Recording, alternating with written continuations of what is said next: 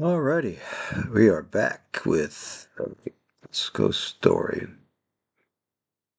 Now, after each recovery, the time off, the two surgeries to fit into what you normally have into one surgery and make sure you can recover from both surgeries in time to go back to work.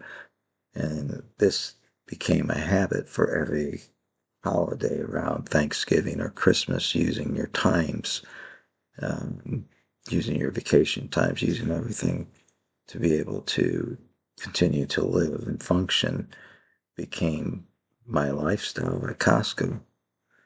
I was a great employee, but I would leave so often. I had to use what the rules were in order to use the benefits, because you go and you have the surgeries, but if you don't have the time to recover or any time to recover, that surgery's not going to last long.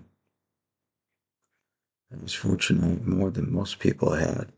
And each time that I was in those recoveries, that's where, again, my walk with God, my ability to have Him with me in my walks, have Him with me with my dog as we go for walks, to process what life was going on, to seek Him as my healer, to grow in my love for God. It's all the times that was happening while I was down. Um, I have lived a life of solace in doing all this. Even in and amongst my family, I never expressed, I guess, well enough what was going on with me. I was a shell on the outside. I was nothing like who I should be. Um, Again, inside I was battling. I wasn't battling truthfully, because I would say things like, yeah, I'm good. Everything's good. It was a good. I guess it was a face statement and those things. But in the kingdom, I would have been more honest. Hey, this is something that's bothering me. This is an attack going on. I don't want to deal with this alone. So, as I'm making this video about my book, I am in a struggle right now. Something happened to my back that was similar to when I had a rock break in my back. I'm not feeling good right now. I haven't felt good for weeks, and other things. Symptoms of heart attacks, symptoms of stroke, symptoms of I don't know what. They were trying to make me feel like I'm not going to live, which helps me to live in the moment. Helps me to live in the moment. Helps me to, when I'm talking to somebody, try to be the best person I can be when I make decisions. This is a sidetrack there, but when I make decisions similar to with my wife needed me to be in her moment. And I look and say, okay, what is more important? In this moment, it's more important for me to be there for her. And the Father will give me the grace to do what I'm supposed to be doing now and telling this story. All right, back to the story. So I go back to Costco again. I back in. And the thing about any time you work in this type of business where you have to give everything, and you do 8 hour days, more like a 10 hour day because of the beforehand. I was also doing a butler business at that time. So I would leave and scoop, and in the days off, I would scoop. Um, my goal was to relieve weight for my wife. My wife was carrying the business and making the business grow this whole time. So my gift to her was that this wasn't a job to me. This was a always really, when I go scoop, if I'm physically able, especially, it's my continued prayer walk time and stuff. It's my time with him walking in the garden. I'm just cleaning the a little bit while we scoop. So those are things that made me get through work. Yeah, getting tough guy all the time, but between the work, the business, family life, and being frustrated with not in the kingdom, not having conversations with other believers to find out where they're at. I struggled. I struggled. I kept persisting, kept going. But as you start to see what the world was really like, and all the things that are out there, all the deception that we've lived under, I struggled a lot wanting to be here. I struggled with wanting to be in the reality that I was in, but not just cashing out and going somewhere else. In Costco, I was able to process this stuff by going through all these things. So, maybe the knee replacement, I go back to work. That was a big sidetrack, wasn't it? I go back to work, and my other knee is one. So I have to go a full year plus to qualify for the next FMLA. And once that is available, they don't have to do the pre-surgery this time. They say he had one knee replaced. Look at this one; it's going to happen. And the problem is, throughout my whole body, the bones were deteriorating. It's doing the process of figuring out what's the inflammation because it caused the heart disease, it caused everything. What is in me, or what comes from what I do, or what. But that's the source of most of my problems that I've had.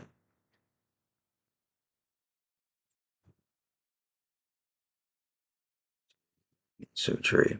We do that again. Thanksgiving, Christmas time. And it's Christmas because, yeah, I'm going to go home right after the surgery. And then someone's supposed to come to my house, check on me, supposed to get follow up calls, supposed to PT and stuff. Well, I dropped through the cracks. And if I didn't have the previous knee done and gone through the proper procedure, I wouldn't have done the exercises, and that knee would have been locked up and unused, or it needed resurgery to break all the bad scar tissues. It's not something you want to go through. They want you. Nobody comes and really goes through it, understanding it. Yeah. So I was very fortunate to have gone through, recover from that, get back to work and stuff. Now, all the time that the knee's been going on, I've been getting steroid shots in my back for many years. My back has always been a problem. Misused the injuries. Okay. Um, my spine was compressing, pushing the nerves all the time. And and was having my back of my spine shaved off to relieve the pressure. And they couldn't do that. Initially, they wanted to give me a stimulator put into my body that would be sending electrical shocks to kind of try to numb everything and make it feel like the pain receptors of things okay going throughout my body, my legs down. And so tight in my back, they couldn't put the electrodes in to do it. They kept on hurting me, hitting other things that you didn't want hitting from shock. Um, so they had to shave the back portion off. And so we went through that, and after the surgery, I didn't feel like it did anything. still had all the problems, and I went back to them, and they said, "Well, this is what we did, and this should work, and it didn't eliminate. Let's just give it some time and things." And then I recover from that. I go back to Costco. And it's done. If I took FMLA, if I just did a quick recovery, but as I'm working and back again, at some point, I trip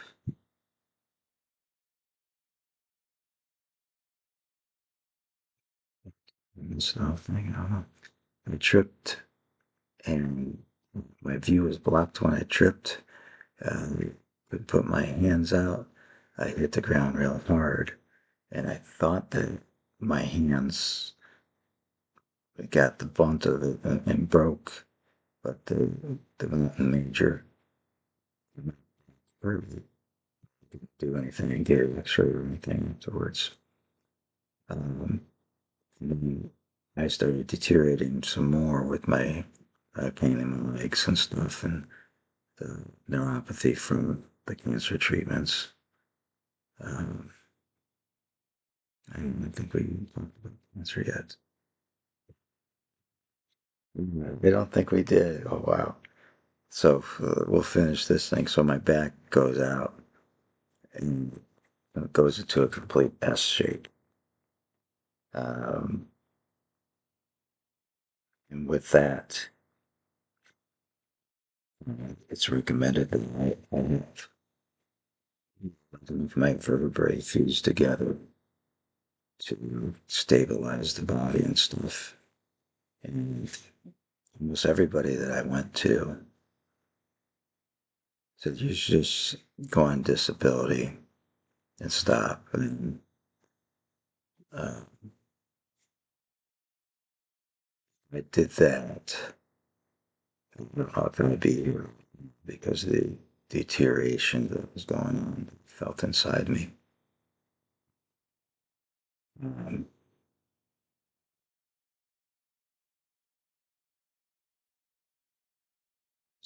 During the time of seeking and stuff, the purpose of God has started coming back to me, and the desires to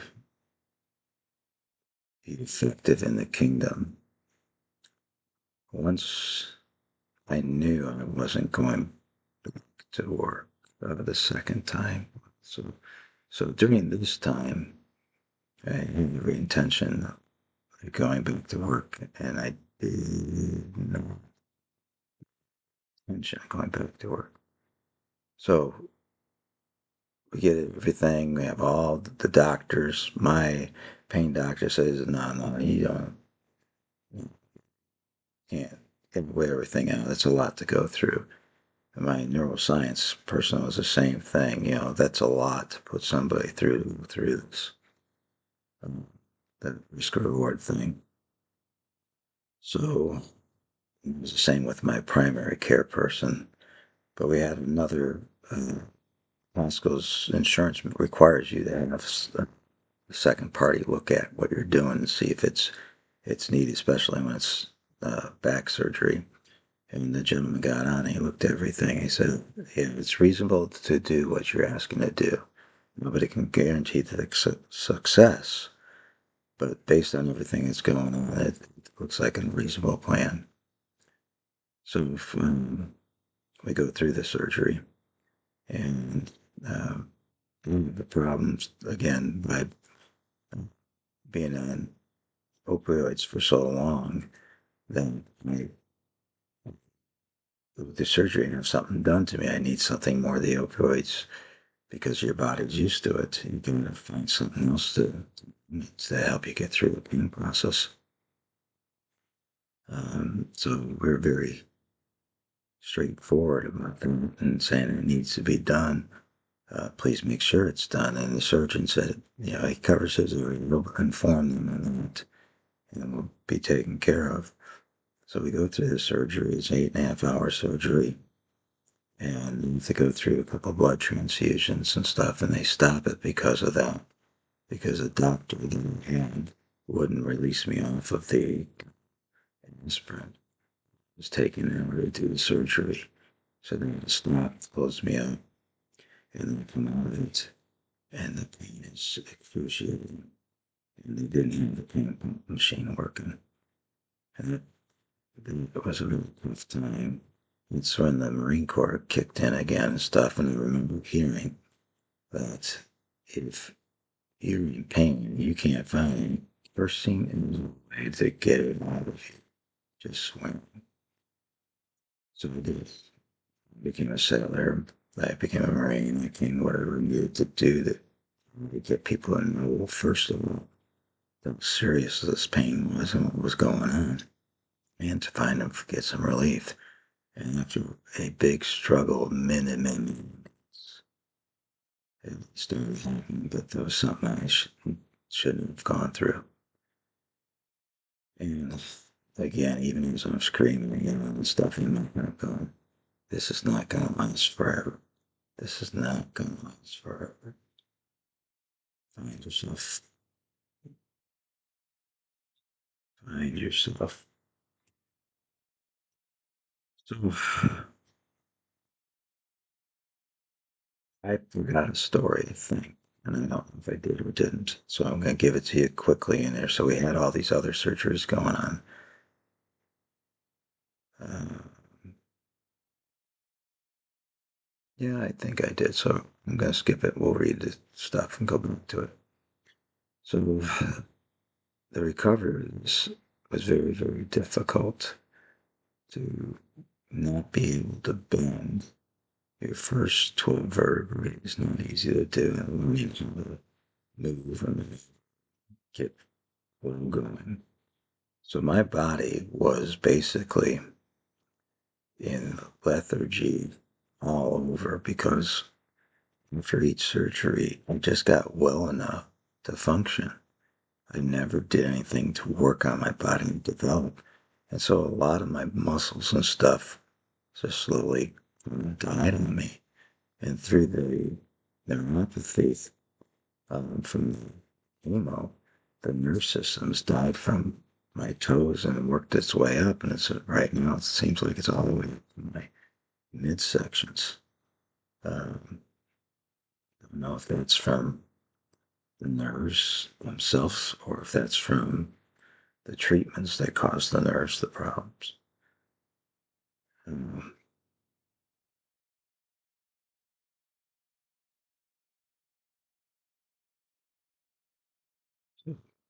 we get trying to get ourselves better and we're doing it. We're getting some movements and stuff and figuring some things out, and it's slow. And about 7 months later, I am, I guess, doing pretty much something. I've go to try to help. I don't want to trip over something. There's a shoebox in the closet, and I go to bend down properly and reach and get it, and then a snap happened in my back. It was more of a thrust from the inside pushing me forward, and I described it like a thud inside, and go to get x-rays, and the x-rays say they don't see anything and stuff, and the CAT scan, I said, no, no, no. And I did persist to get it, and the surgeon then caught it. The initial people didn't catch it. Um, I've had more than one reading not be correct. They miss stuff. So he breaks the news to me saying, hey, yeah, we're going to have to fix this. So this is what I would do. I came up with the plan and stuff. So then I had to come up with a plan to get through the time until we could do the surgery that I qualified to be able to take the surgery FMLA wise, because I do want to go back to work again. Um, but we do it at Christmas time or something like that. End of year. Um, and then after that, um, 12 vertebrae done, and we start addressing life again, doing things all over again, living by faith again, and watching what God does. I am more amazed as I tell this story. Everything that God continuously did in our lives. All right. So I'm recovering from this one, and I don't know how long into it before my family really, really kind of raised me from the dead. My daughter, Colleen, was constantly letting me see things from a different perspective and trying to bring in the natural stuff that God has given us. Her insight on just knowing God in nature and God in, in, in her. Um, Drew me, my youngest son, Brendan, he kept trying to find medical devices and things that would help me recover from every surgery or anything I was going through. He knew that I had to keep moving. If I didn't keep moving, I would lose the things. He watched me go from skinny fat, not moving, moving, and he just kept keeping the door open and saying he would do stuff with me and help me. And then finally we connected and we started going to the gym together. I'd go into the sauna 3 days a week with them, and that would be the most I could do for the day. Just go in there, sit in the beginning, and start learning how to move. And from there, God promised me whatever I put into it, He was going to expedite it. And He gave me things to do throughout the day and how to move and how to reconnect, how to use neuroplasticity for my healing, how to draw from the earth, the healing powers that He's created, things through frequencies and stuff, things that I had no clue that really was there because of the way that we're all taught. We're taught not to see the things that God has provided us. We're taught to see the things that man has made and provided. Instead, stay in that system. It's not the best system. You need to use it once in a while, but it's not the ideal system. Um, let's see.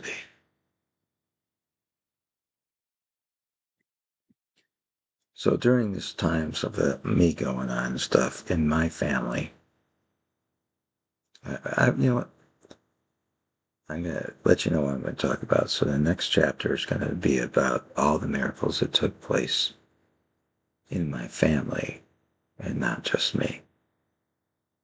All right, that's it for this one.